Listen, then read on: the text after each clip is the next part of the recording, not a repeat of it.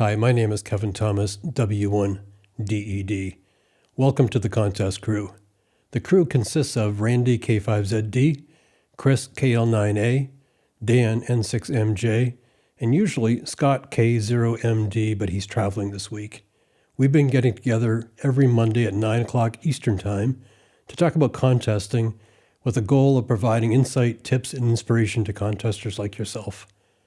A while back on the show, it was mentioned that there aren't a lot of resources available to new contesters.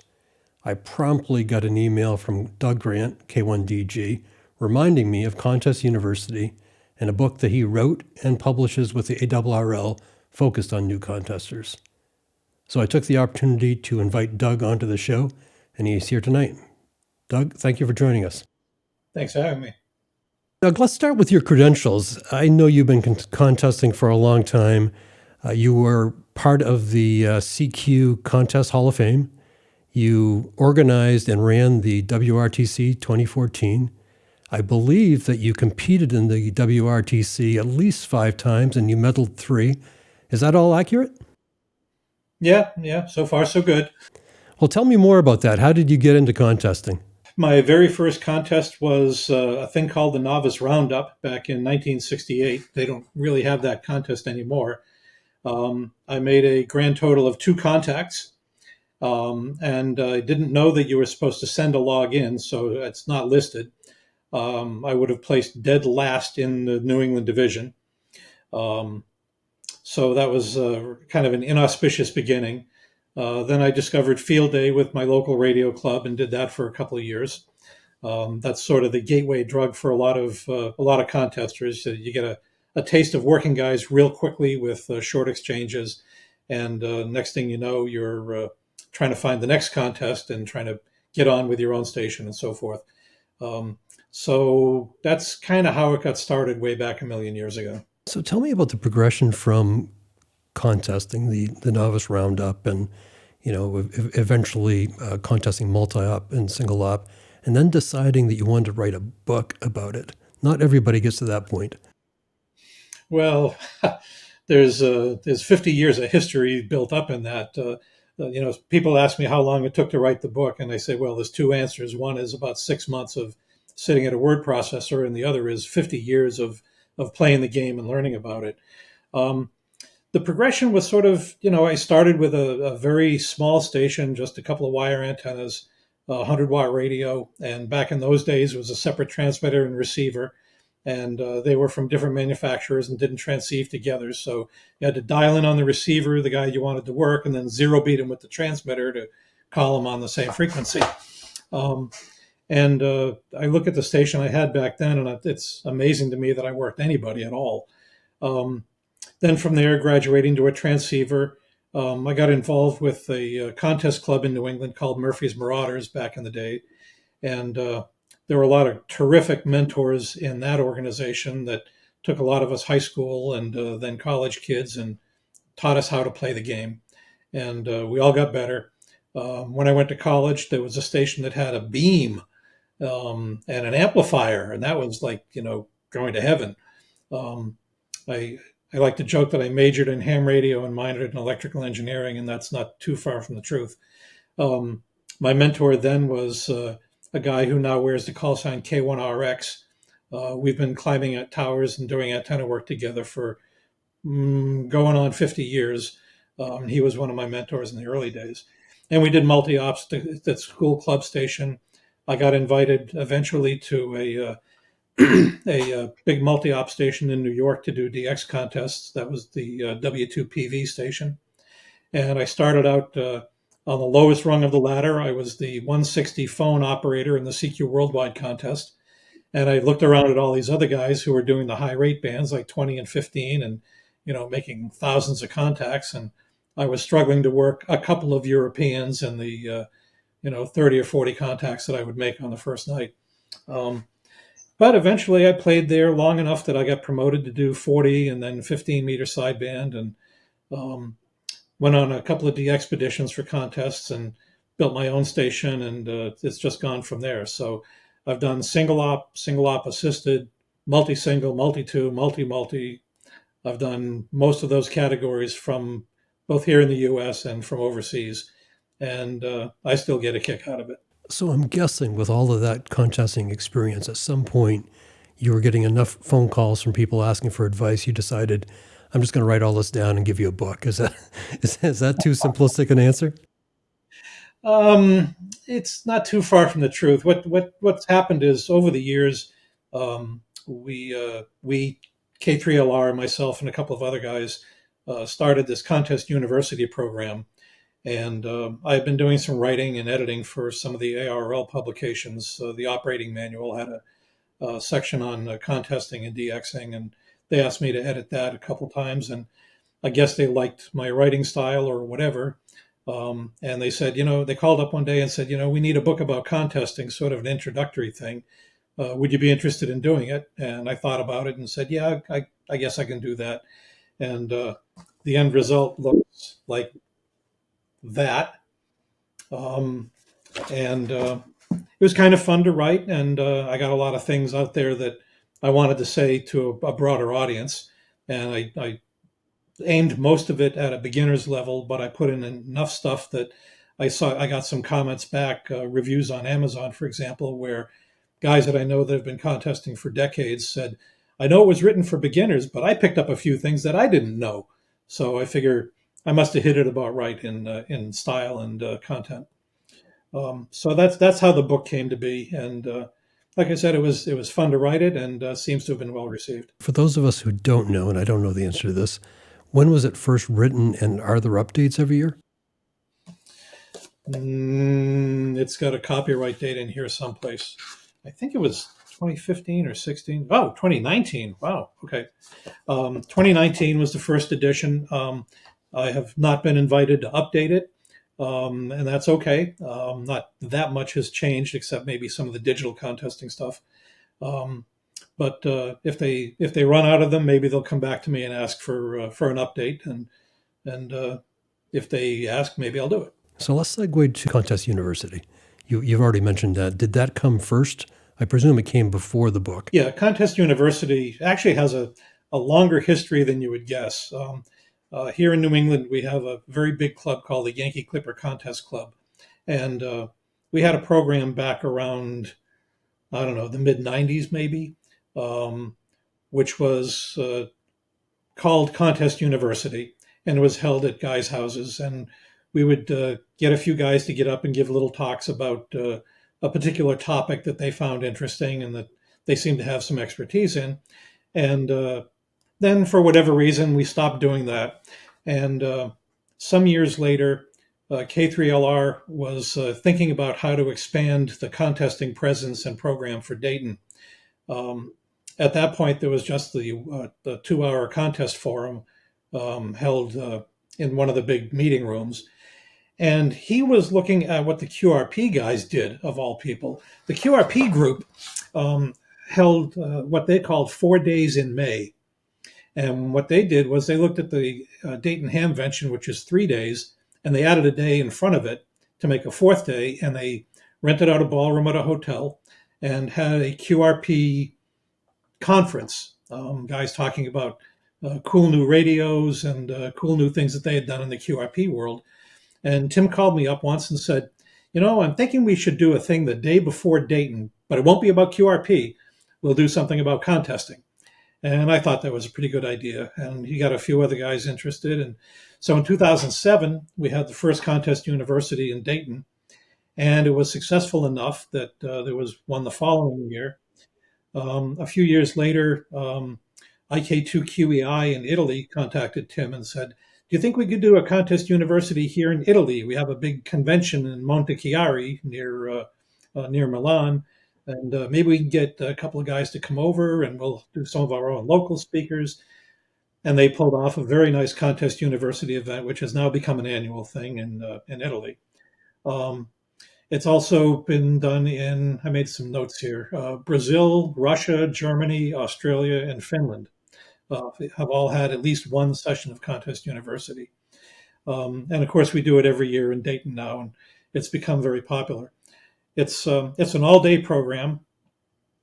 There's a registration fee of $85, which is waived for anybody under 25 years of age. That's considered youth now. Youth used to be, 18 and under, I guess, but with inflation, it's now 25. Um, and you have to register in advance. And a lot of cool things are included in the program. You get a T-shirt, a bag, um, breakfast, lunch, morning and afternoon coffee and snack breaks, um, discount coupons for various stuff. The all the slides are presented in a textbook, which is this monster. You can see there's a lot of pages here. This is from last year, um, and it's all the slides, so you can take notes on it. And it's 2 slides per page, and um, talks by people who are really really strong in various aspects of ham radio and contesting. Um, we actually kept the program going during COVID when the Hamvention was canceled. We did it by Zoom for a couple of years. The Zoom sessions had over 3,000 viewers, and the versions that were recorded on YouTube had over 14,000 viewers. So those presentations have been widely seen, um, and I guess pretty well received and liked. Tim gets a lot of comments. Um, so, as I said, you have to book in advance. There is a website, contestuniversity.com, that includes a lot of the previous year's presentations, um, and a list of, right now it's got the agenda for this year with all the speakers, with the program starting at 7 in the morning for breakfast. And then there are multiple tracks going at the same time. I think there are 4 different tracks. And they cover everything from antennas and propagation to operating. Um, there are 2 sort of plenary talks, one big one in the morning, which is focused on ethics, which K5ZD down there on the screen will be doing this year. And the last talk of the day is by Rob Sherwood, NC0B, talking about radio performance. And everybody goes to that one. Everybody wants to know what radio they should go and buy at the Hamvention the next day. So that's what Contest University is about. It's not just for contesters. It's really for anybody who's got an interest in improving their station, improving their operating technique, and having more fun in ham radio on HF. So, Randy, I know that you've presented in the past and you're going to be presenting, but I'd like to get your take on it as a participant. What have you gotten out of it in the past? I'd say half the audience in CTU are people who I would consider experienced contesters. And they come because you get a whole day of just talking about contesting and operating, and get to hang out with a bunch of other people who are interested in the same thing. So it's not just for people who are learning the game. The kind of things I get out of are just to see what other people are doing. I know Dan did N6MJ did a talk on 2BSIQ a few years ago that I thought was really interesting in the way that he approached it and some of the things he talked about. LPL's talked about propagation and that kind of thing, which you can always learn something from there. So it's each time there's a different mix of professors, so to speak, and they're all talking about things that they're expert in. So you can always learn something. And what about you, Dan? What's your experience been? Yeah, I've only been to Dayton a couple of times. It's just a little bit far away for me to get to. But like Randy said, I did have a chance to present one year, and that was a really great experience, being able to, just showcase what we've been doing over the last couple of years with 2BSIQ and whatnot. And I think that, like Randy said, a lot of the audience members are experienced contesters, and it was kind of cool just to kind of look out and see who's paying attention and who's really interested in what you have to say. That's from the presenter side, and of course, watching the other presenters is also something that's pretty cool to do. Doug kind of touched on the NC0B presentation at the end. Like you said, everyone's got to watch that one. Really enjoyed that as well, just hearing what he has to say about the radios, because I've had a chance to use a lot of these radios, and it's kind of fun to see if the numbers match up to my experience and that kind of a thing too. CTU has a contest also. Doug runs a in-person 10-minute event or whatever it is that gets everybody running around the room and yelling call signs and exchanges. It's always kind of entertaining, and then goes off and checks the logs. Yeah, we do that. We do that right after lunch so that everyone stays awake for the poor guy who has to do the presentation after lunch when everyone is dozing off. So I get the presentations and absolutely understand the camaraderie.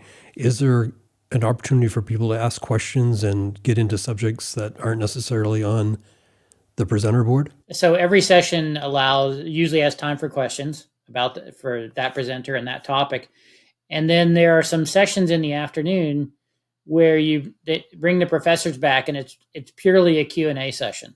So this time I think I'm on the agenda as coming back for station building and SO2R as my area. So anybody who's interested in those two topics can come and just ask whatever questions they want. There won't be anything pre-prepared. There's also another feature that Tim has put in, which is with 4 tracks going, sometimes you want to be in 2 different rooms at the same time and you can't do it. So what he does is collect at the noon break. People get to vote on presentations that they would like to see repeated in the afternoon that they didn't get to see in the morning. So there are some reruns. So you get to see something that you may have missed and wanted to see. So I'm curious how you keep it fresh, because I think you had mentioned earlier, Doug, that a lot of the subject material in the book really hasn't changed. And I've got to believe that some of these presentations probably stay the same year after year. How do you keep it fresh so that those people that are returning year after year don't head for the bar? Well, Tim always reaches out to some new speakers every year. He does have certain repeat speakers that, for one reason or another, people like to listen to, and who make their topic interesting enough so that even if they give the same talk 2 years in a row, there's a slightly different spin each time, or something new has been added that makes it a little interesting. This talk that's usually the first one, the kickoff talk about ethics and how to play the game fair. Last year I sort of went overboard, and I went with a whole bunch of examples from real life that ranged from rude behavior in parking lots to using operating techniques that people think cross the line and where the line doesn't. And I used some basketball analogies. So, I mean, you can always add something new to it, even if you're giving the same talk you gave the year before. But Tim does a great job of mixing it up and getting a few new talks. We've been getting talks about RIDI contesting. N6 TV has become kind of an expert on interfaces of all kinds, and how to make that stuff work. And W1VE is giving a talk this year on remote contesting, because that's a hot topic, and he knows more about it than anybody. So by adding a few new speakers here and there, and this year I sort of get a break. I'm only doing the eyeball sprint contest. I'm not giving any formal talks this year. Last year I think I gave 2, and that was too much. So yeah, just keep mixing it up with guys who are doing interesting things. So for those of us that plan on going for the first time, what are your favorites? Give me your top 5. I would say some of the ones that I like the best are always about operating. I like to hear about people's experiences. I like to see what they're thinking about in terms of station design, anything to do with strategy. It's always interesting to me to listen to W0YK Ed talk about RIDI contesting, because it's definitely a mode that has gotten better and better each year in terms of operating proficiency. So some of the techniques and so on have evolved. So it's good to listen to him. Like I said, I can listen to LPL talk about propagation anytime, because he always finds something new to talk about, or gives maybe a little bit of background on something that you kind of knew but didn't know why you knew it. So that's always useful. And then for NC0B, I'm the kind of guy who's like, I don't really care too much about the radio. Just give me one. But at the same time, it's always interesting to listen to him talk about the different specs of the radios and kind of what he's measured. And I think he's starting to turn his attention to transmitter quality now, which we all know is a bit, probably in some ways, a bigger problem than receiver performance. Receiver performance was the holy grail for a while, but now we can hear great, except for the guy down the band who's really wide. So there's always something to learn and hear about new. And Doug, what about you? What are your top presentations? Well, I think that it overlaps a lot with Randy, with the exception of RIDI contesting. I just never quite resonated with RIDI contesting. I tried it once, but I didn't inhale. Like Randy, I can listen to Frank Donovan talk about propagation all day. I look at antenna building stuff because I like to mess with that, and I like to steal other people's ideas. I like to look at station layouts to get some ideas on how to make them more efficient and better. So those are mostly the topics that turn me on the most. I mean, Rob Sherwood's stuff is great. I like it when he talks about comparing different implementations of SDR radios and things that work better in some radios and don't work better in others, related to latency, noise blanket performance, stuff like that. And he does it with not just lab measurements. He also plays audio clips of an electric fence nearby, and how this noise blanker makes it go away, and this noise blanker just messes up the band. So, Doug, you were right in sending me that email about the fact that Contest University does exist and the book does exist. What about those people that, like Dan said, it's too far to travel to Contest University, and maybe looking at that dense book is just overwhelming? What would you recommend to that young contester, or maybe it's not even a contester yet, but they're catching the bug? How best can they learn if they can't make it to Dayton? Well, if they can't make it to Dayton, a lot of the presentations are live streamed, so there's the opportunity to do that. You don't get the opportunity to interact with the speakers as much, so you kind of lose that. Some of the presentations are recorded and are available on YouTube I think there's a Contest University channel where you can go back and watch the stuff later. So that's a good starting point. Connecting with a contest club in your region is also a terrific thing. Going to those meetings, there's always someone that just totally walloped you in the last contest, and you want to find out why.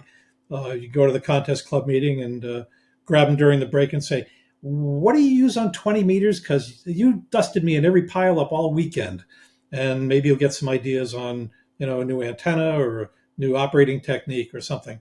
So, clubs help a lot. They helped me when I was a kid. We didn't have Contest University back in those days, but we do have it now, and it's accessible. And YouTube is another great source. Obviously, we're there.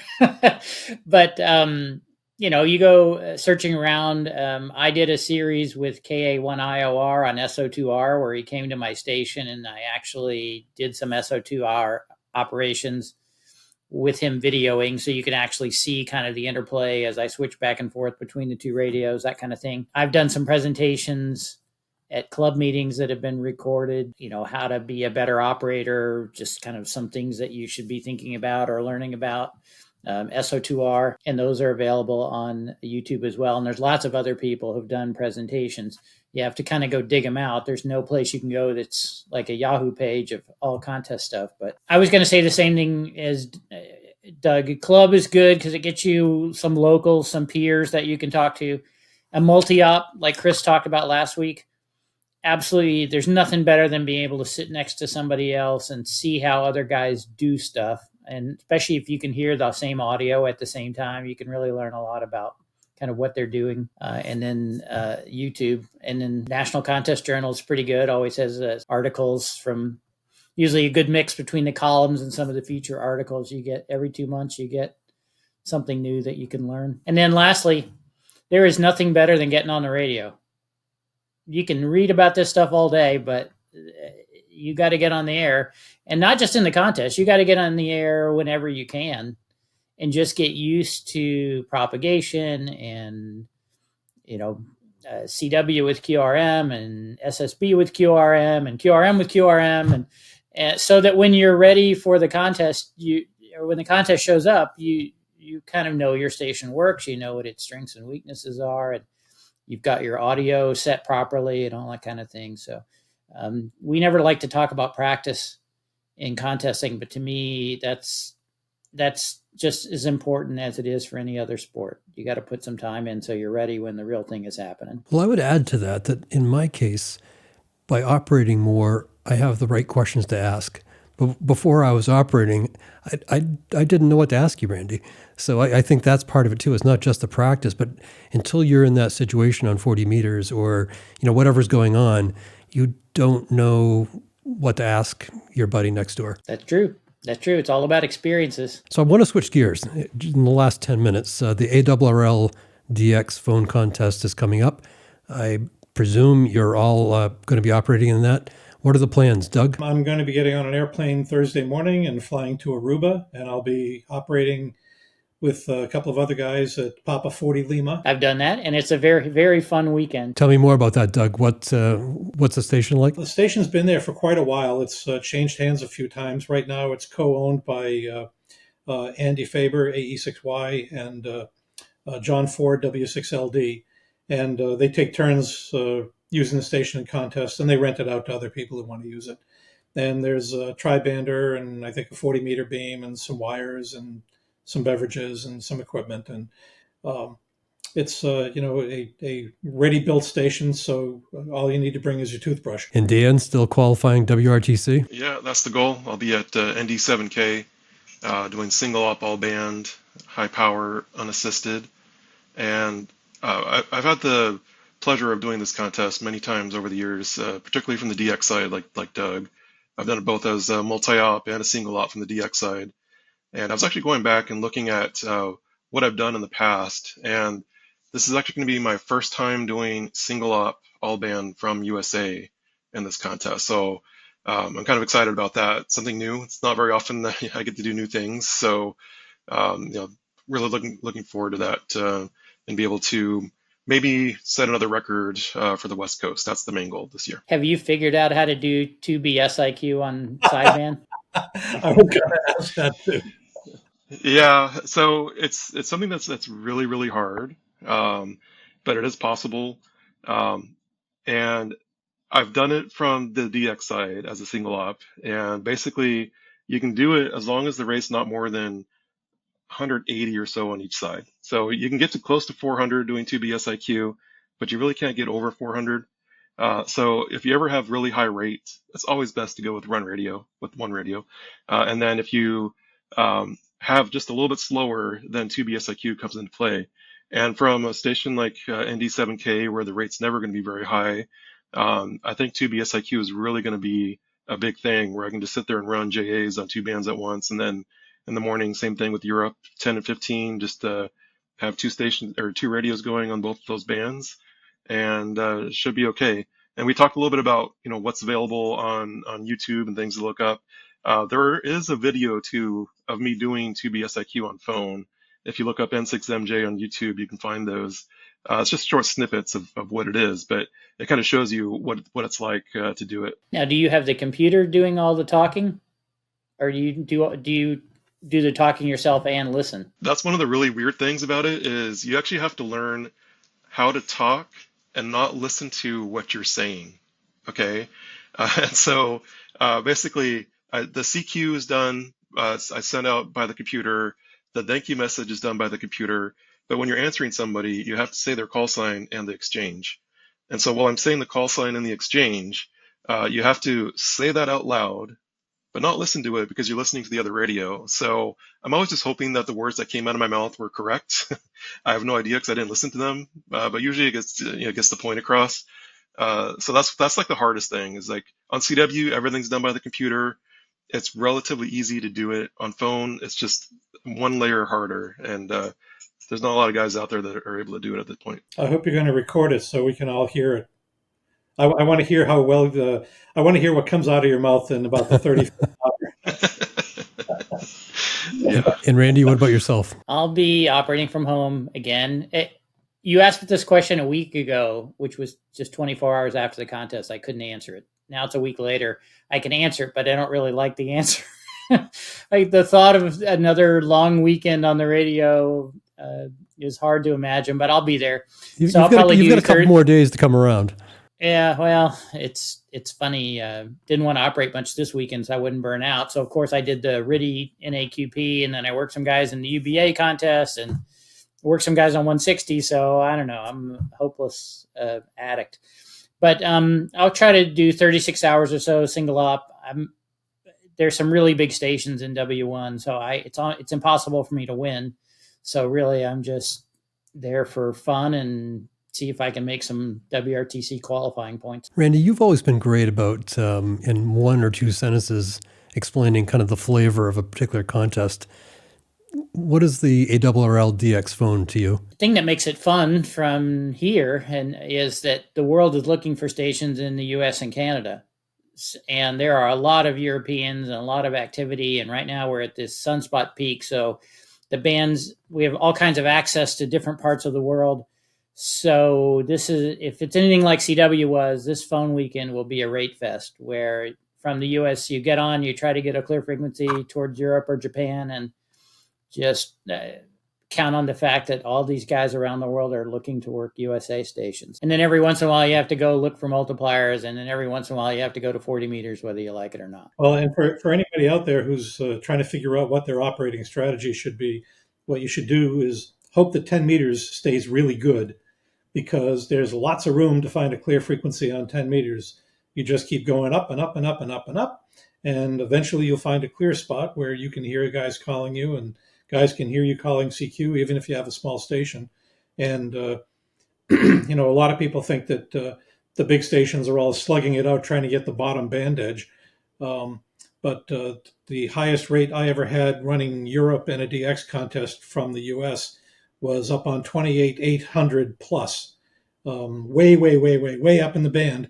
And it was great because there was no QRM, and guys just called in one at a time, and it was just like reading call signs across the room, and they just kept coming and coming. And so it's important to find a clear frequency, and don't get frustrated Friday night when it's a real slog.